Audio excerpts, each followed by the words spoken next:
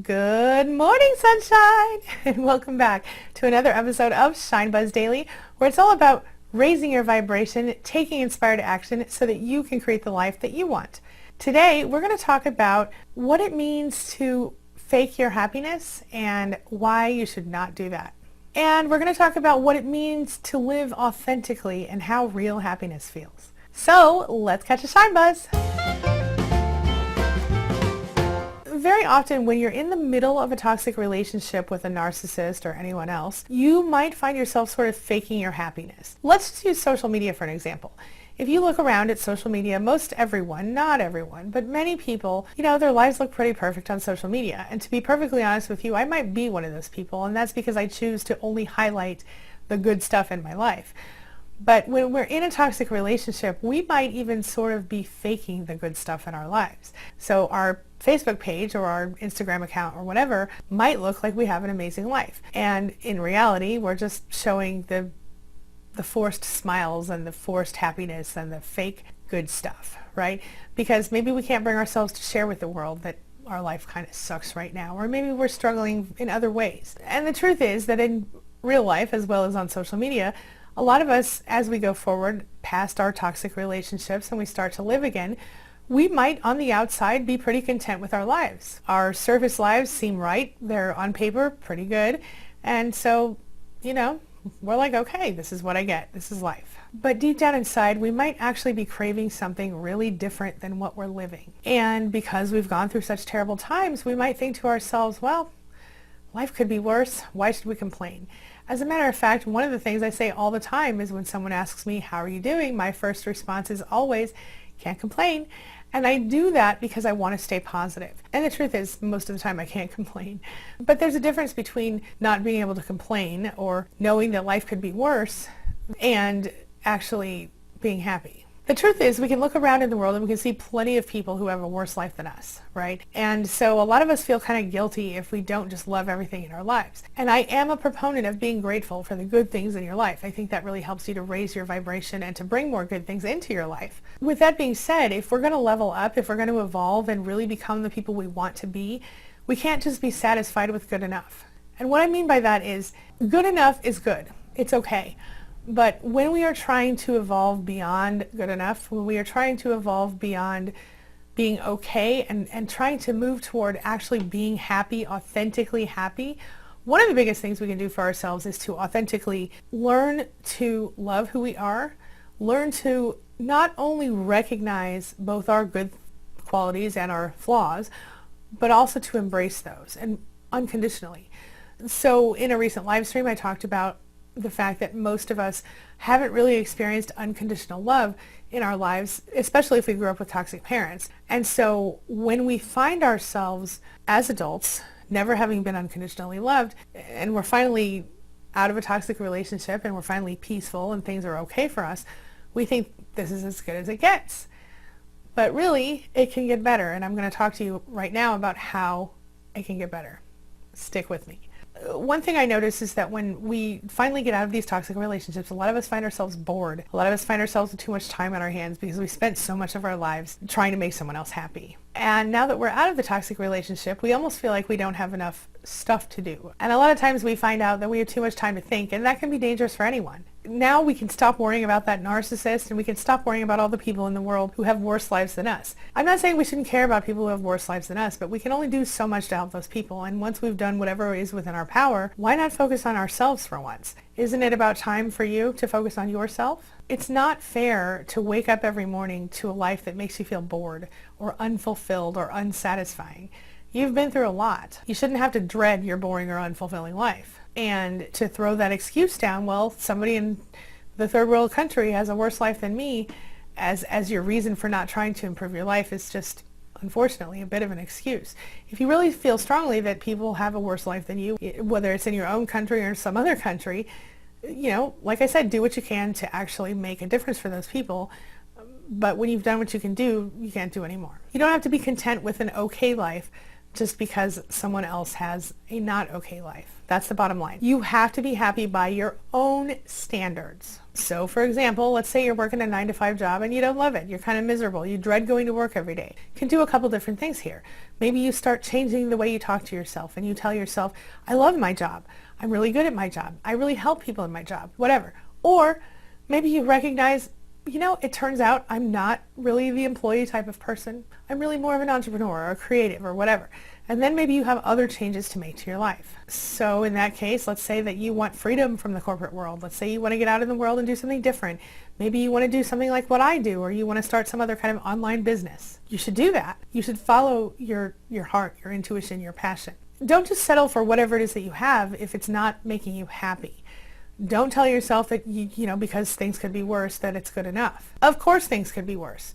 You might have physical disabilities. You could be homeless. Maybe you're starving, or a bunch of other stuff that could go wrong in anyone's life. But assuming that you have all the basics covered and that your life is okay, there's nothing wrong with going forward and doing more for yourself. You should never stop dreaming. When you give up on your dreams and you just settle, your life will never be as fulfilling as it needs to be, as you need it to be, as you want it to be. In my opinion, there is no right answer. There is no, this is the perfect life, except for what you see as the perfect life.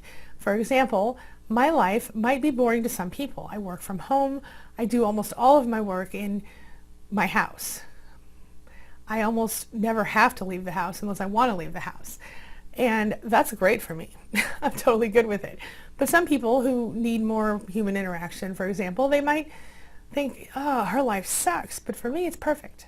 I like it this way. See, so it doesn't have to be my dream life. It has to be your dream life, whatever that is for you. If you dream of, being powerful in a corporate environment and having a corner office in New York or whatever, then go do that or work toward that. Take one tiny step toward that. You can truly become the person that you always dreamed of being.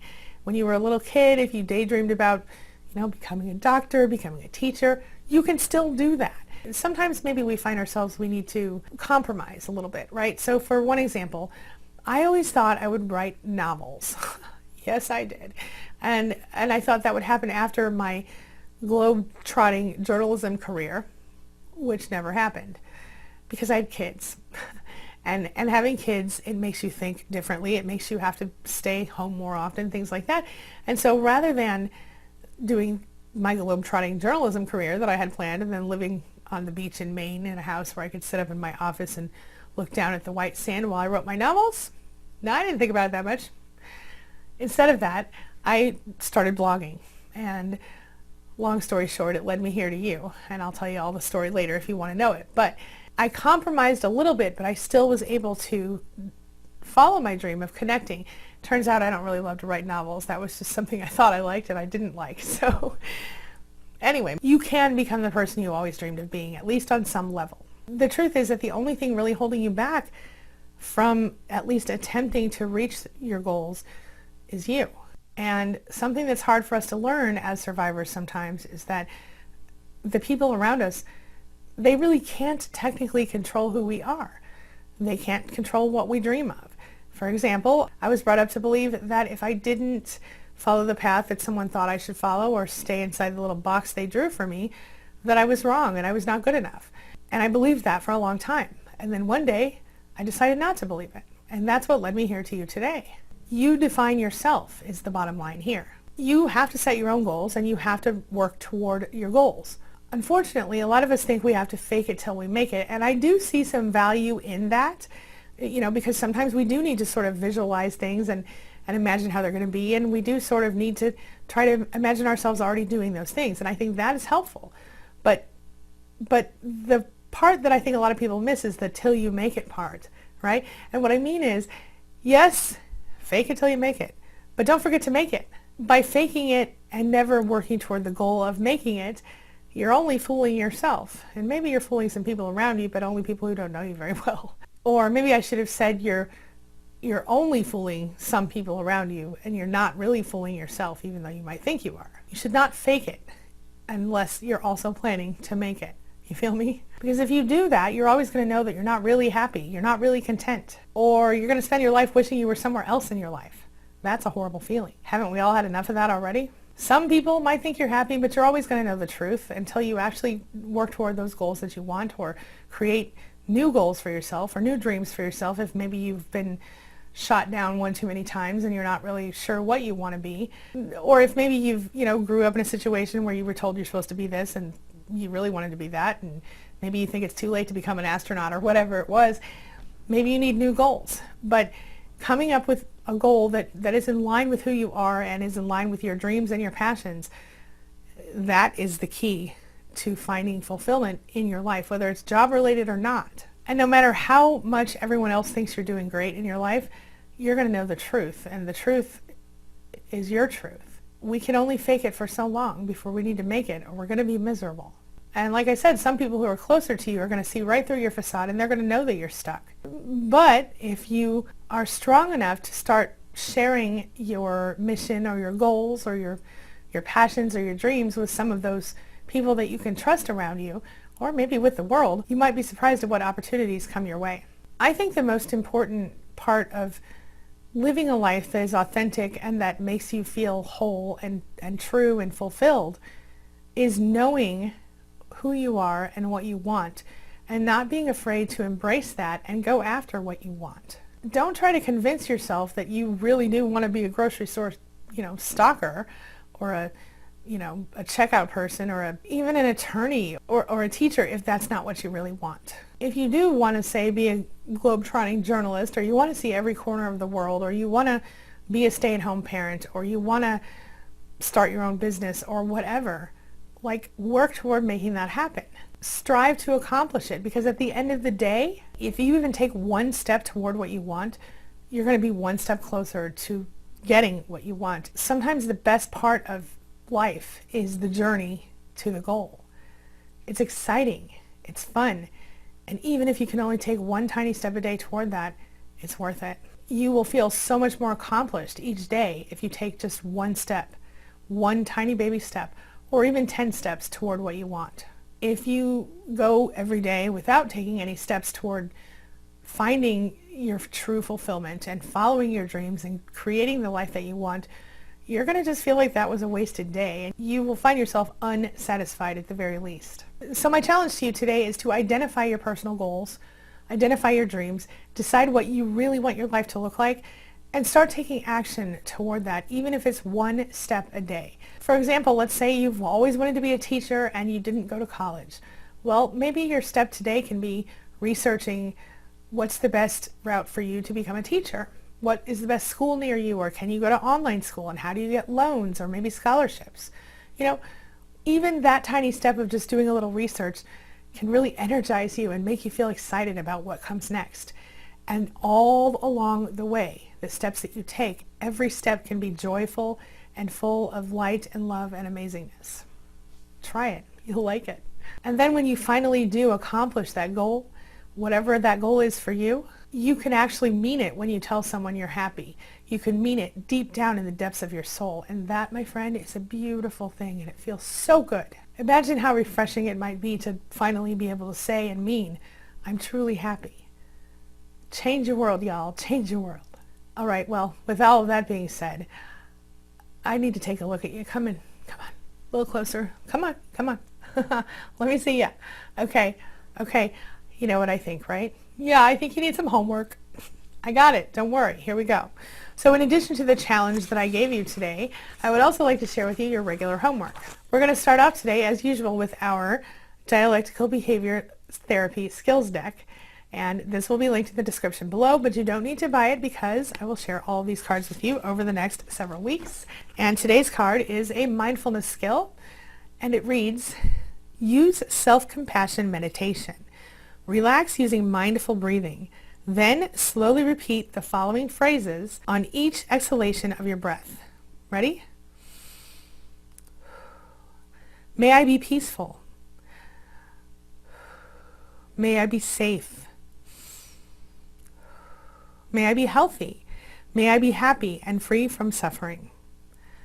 I'm going to read those again. May I be peaceful. May I be safe. May I be healthy. May I be happy and free from suffering. I think that's perfect. Allow yourself to accept your own sense of compassion. Repeat the phrases twice more. Try it today. And now I think it's time for our daily affirmation, which comes from the Super Attractor deck by Gabrielle Bernstein, also linked in the description below. You don't need to buy it because I'll share all of them with you over the next several weeks. And today's affirmation reads, "The universe powerfully responds the instant I realign with love." The universe powerfully responds the instant I realign with love.